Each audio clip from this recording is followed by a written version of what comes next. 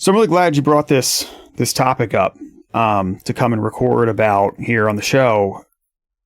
It's something that, for me at least, this whole topic around sort of imposter syndrome and things like that, for me, it's something that's kind of always it's always been there, right? It's always in the background, but it's something that I almost never directly examine. So I'm really curious to hear, like, it seems like you have a great deal of expertise in this and you deal with it regularly with your clients and things like that. So I'd love to, hear what you have to say and what you brought here for the listeners. Yeah, well, I think, my view of imposter syndrome might be a little bit different. So I think rather than overcoming it, which is what a lot of people say, like overcome imposter syndrome, my view is let's work with it and maximize it, because it's also one way we can look at it is it keeps us humble. It keeps us grounded on some level. So rather than having us hold us back, let's work with it. So the way I look at it, like, okay, we're definitely should always be celebrating our successes and patting ourselves on the back when we do something great or when we have a success at our table. The thing, though, is not to let it hold us back by saying, okay, this is what I need to do. So it's kind of like we start operating on this, I should do this, I should do that. But take credit for what we have. And then what can we do to improve? What can we do to overcome whatever shortcomings we're working with? So my view is imposter syndrome can really be our friend. I find that really interesting because you're right. Generally speaking, it's positioned at least, well, I think this is where things could get kind of interesting between kind of where you come at this from, whereas where I've run into this, right? From a employment or like your sort of corporate America company kind of standpoint, right? It is often positioned as a thing that you need to get over, right? It's just like well, you were given this job for a reason. Don't worry about it. Just move on, kind of thing. Whereas what you're saying is that it's different than that. For you, it's almost like it can be used as a tool as well to help try to keep you grounded. Now, you work primarily with performing artists, probably actors, things like that. And I hope this is not a disparaging thing to say, but a section of people who maybe are known for a slightly larger ego kind of thing, right? Do you think that plays into it? Do you think that that's a piece of why you view it as a tool? Is it partly the audience that you work with?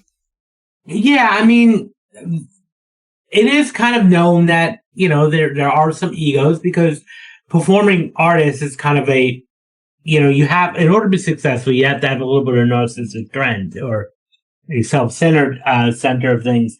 But I also, and I talk about this in the book, is that there's a difference between being humble, but also being too high like toxic high self-esteem or fragile high self-esteem.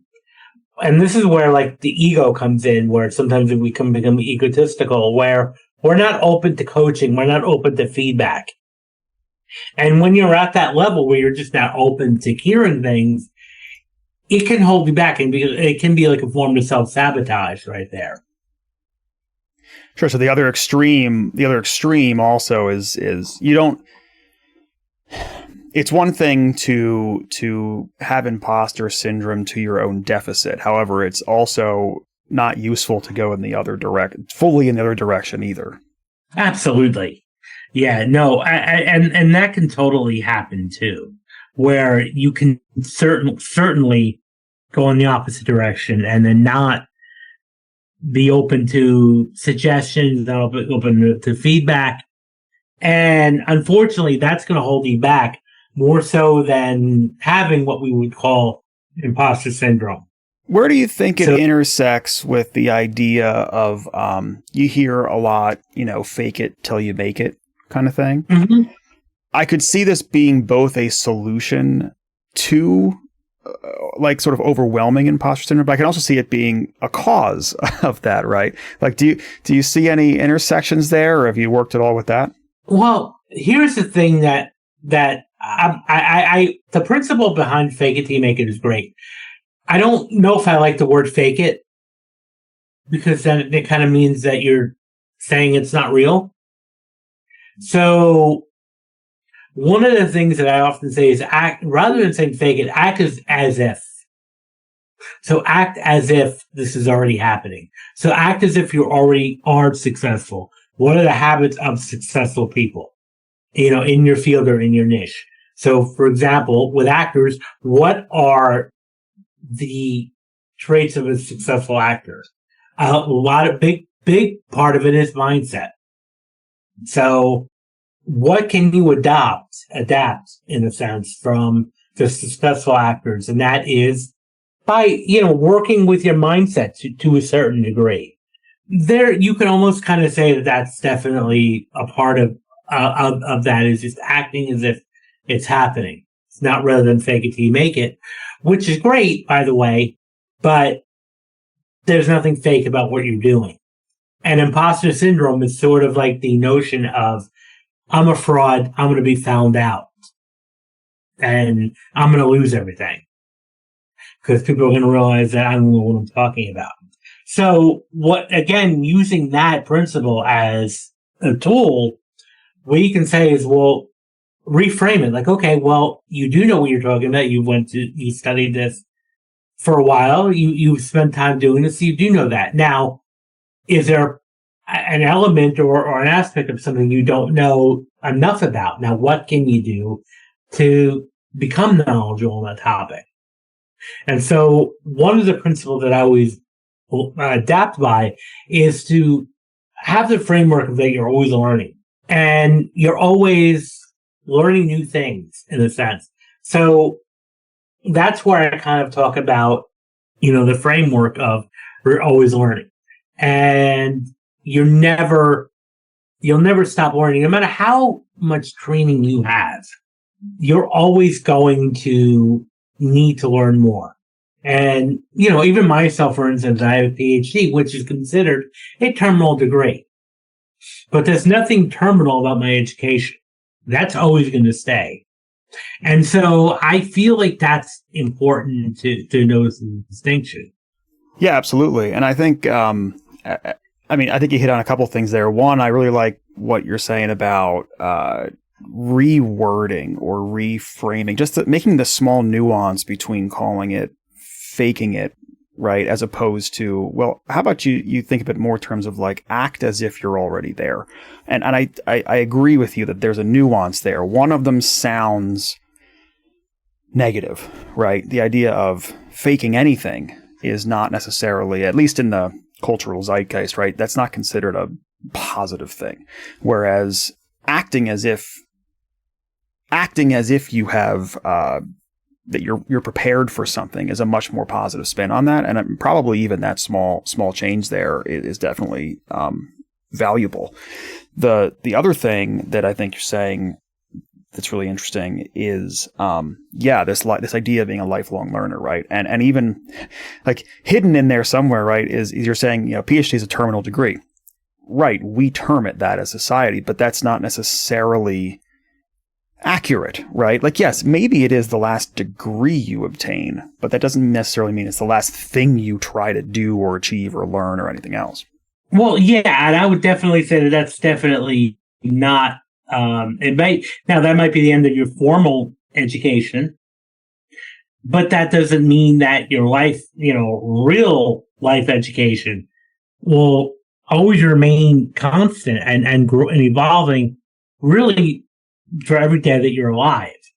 And my experience, if you adopt this mindset approach, again, you're always learning, you'll find that there's much more success. Yeah, absolutely. And it definitely, obviously that plays into concepts like growth mindset, for instance, and things like that. So when you're working with your clientele, again, performing artists, sounds like mostly or largely actors and things like that, when they come to you initially, like, what do you find? Do you find that you have to do you do a lot of coaching in these areas along the way, or are they aware that they are feeling this way, or is it something that kind of gets uncovered over time? Like, tell me about that experience. Yeah, it's really a lot of times it's over time, and I became really interested in this area because I noticed a lot of actors were self-sabotaging, which is hence the impetus and driving force from you writing the book. So, because it was when I first started as an agent, 20 years ago, I was running into this issue where actors were self-sabotaging. And I couldn't really figure out what exactly was happening here. Why were they self-sabotaging? What was really happening here? And that was really a point of study, because most actors that I know, in a sense, do not really even know why they are self-sabotaging. Can you give an example maybe of like what an actor self-sabotaging looks like? Yeah, so maybe not blowing off auditions, not showing up for an audition, being late for an audition, being unprepared for an audition, being late to set. All of those things can impact. So that's what that would look like, in a sense, would be self-sabotage. So it's kind of like getting your own way, being your own worst enemy. And that's why I strongly believe for a lot of people that our own worst enemy is staring at us in the mirror. Yeah, that makes a lot of sense. It's funny because my initial knee-jerk reaction, because you were saying like, oh, they don't show up for auditions, they don't rehearse their lines, they don't whatever, get late to set, like whatever that set of things was. My initial knee-jerk reaction when you said that, just the thing that fired off in my head was, well, that seems so silly, right? Like, they're actors, they chose this path, and presumably they understand that, like, if you want to get a job, like if you want to get work, you got to audition and like what. But then I immediately thought to myself, like, well, wait a minute though. It's not really any different than if you were working at a company or an organization or something like that. People have self-sabotage there too, right? They show up, same things, like they show up late to work. They don't aggressively go for the promotion that they want. They don't complete their work on time. Like it's the same. It's just funny because I frame it in terms of an actor, and it seems different, but then you put it in context and it's the same kind of stuff, I imagine. Yeah, it really is. Again, in a sense, it is the same stuff over and over again. And again, it's not like these actors realize what they're doing. Sure. No one walks around saying, hey, I'm going to self-sabotage today. Right, right. It doesn't. What often happens is you'll start to say, well, why isn't anything working? I can never do anything right. And sometimes it's just taking a step back and saying, look, okay, maybe you're contributing to this. Maybe you're the one that's holding yourself back. And so what techniques, method, because you're talking a little bit about, helping them become aware of this. What other components do you find that you can help them along the way, coach them through some of these things that you've seen a good impact from? I imagine that simply awareness is not enough. Right. Well, it's the first step. Right. The first step is awareness. And I think when you're fully aware of what's happening, that's going to be an important step. So just being aware of something, again, it's not enough, but it is the first step, because that in order for anything to be done, awareness is key. So then we have to kind of figure out, okay, why is this happening? Is it due to fear? Is it, fear of failure, fear of success? So really determining those factors. So that would be like the next step. First step would be acknowledgement. Then the next step is kind of examining, because that may be unique for every person's situation.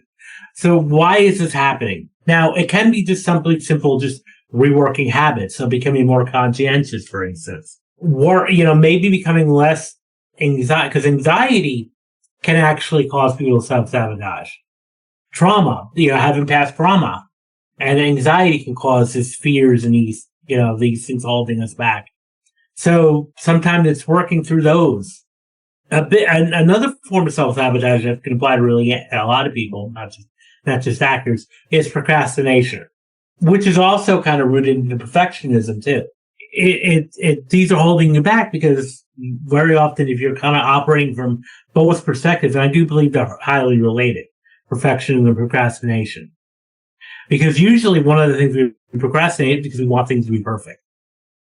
And therefore when we do that, the unfortunate thing is we don't get it done at all because we're worried about it being perfect.